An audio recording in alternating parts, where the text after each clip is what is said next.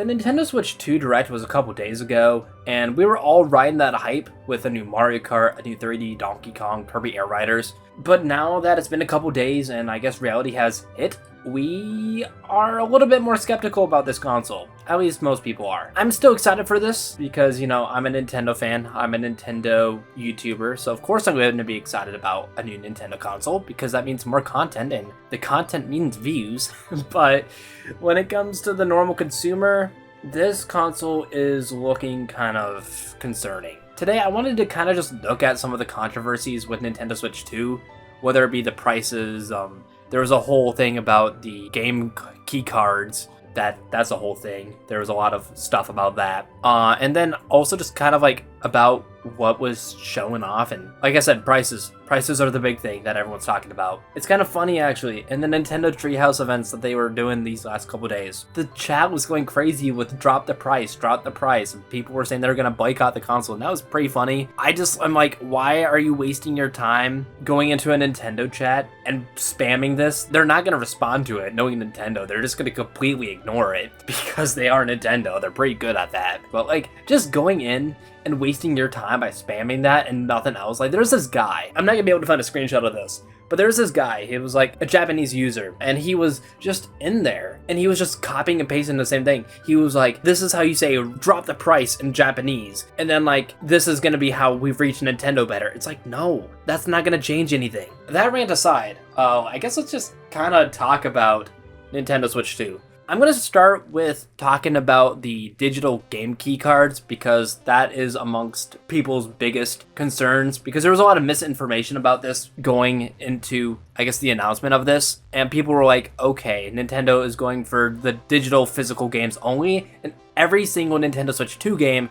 is going to be a game key card. The reality is no, that's not going to be how it goes, because we can see based on the little example that they give on their customer support website that games that have game key cards next to the ESRB rating or the PEGI rating, wherever you live, but next to the age rating, it'll say game key card, and basically these just seem to be a replacement for the physical digital games that you would get for the Nintendo Switch. Like Mario plus Rabbids had a couple of those. I noticed those when going to Walmart. You can't really find the physical cartridge for that anymore, which is kind of annoying, but whatever. But I noticed that, so it kind of seems like that this is going to be the replacement for that, but honestly I just feel like that this is a lot like worse because you have to have the cartridge inside of the console, it seems like, but you also have to download the game at the same time, so it's kind of like the worst of both worlds, but whatever. I'm a Nintendo fan, so I'm only going to get the first party stuff mostly, so this doesn't really affect me, but I just wanted to throw that out there that this is not replacing physical games. We're still going to have physical games, we're still going to have the physical cartridges where you don't have to download the game, the full game, in order to play it. This is just kind of the physical digital version of games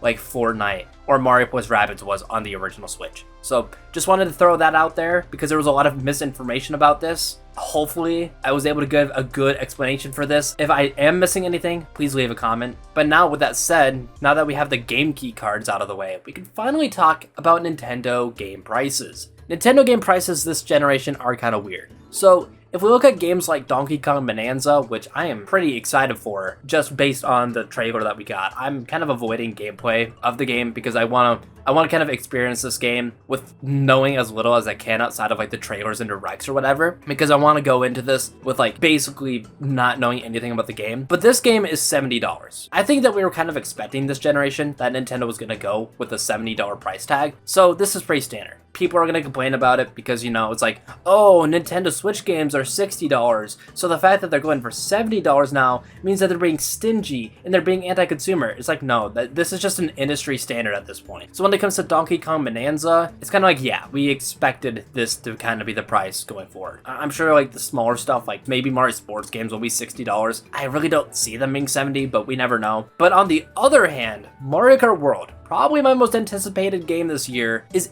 $80. I don't think there's many games out there that are at this price point. Remember, I'm a Nintendo fan, so I don't know about like PlayStation 5 and Xbox Series X prices for games, but like this is just like, oh my god, like this is what stirred up a lot of controversy. I mean, people were complaining about $70 for Donkey Kong, which whatever, people could complain all they want, they're still gonna buy the games. But I could see the argument about people being like, yeah, $80 is expensive. Like, for a Mario Kart game too. Because I agree, that's a lot of money for a Mario Kart game. sure, this game looks really good. We've seen some gameplay. I've been watching the gameplay for that. It looks great. There's a couple things here and there, like the kind of straight segments and the tracks going in between that are kind of concerning. And I hope that there's an option to turn that off and you could just play on the tracks in Grand Prix.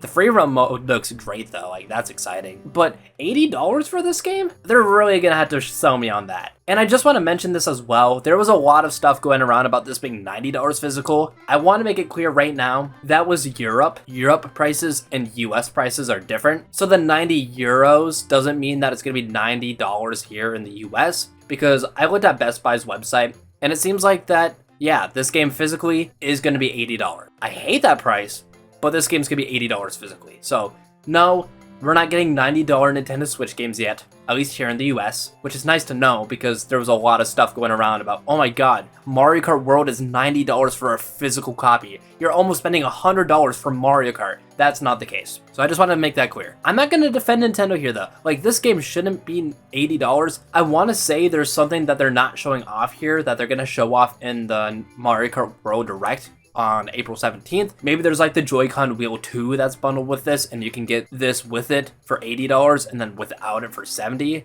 I'm hoping that's the case because $80 is weird, but like at the same time, we never know with Nintendo. It could just be that, yep, their big franchises like Mario Kart, 3D Mario, maybe 3D Zelda and Smash Bros are just gonna be $80 and we're just gonna deal with that because those are the money makers. People are gonna buy it regardless of the prices. So like Nintendo making the prices ridiculous for those, I wouldn't be surprised about that. But yeah, this game is $80. I just want to make that very clear. This game is not $90. This game is $80. Hopefully I wasn't ranting about that too much. Now, let's address the elephant in the room. Nintendo Switch 2 price. As of right now, we're not going to get political here. But there's like tariffs that are changing prices of things around the world, mostly here in the US, but it's going to affect other places as well, probably with the US and stuff. I'm not going to get into all that because we don't really care about that here. But before this, Nintendo Switch 2 was $450 for just the console, and then $500 with the console and a digital version of Mario Kart World.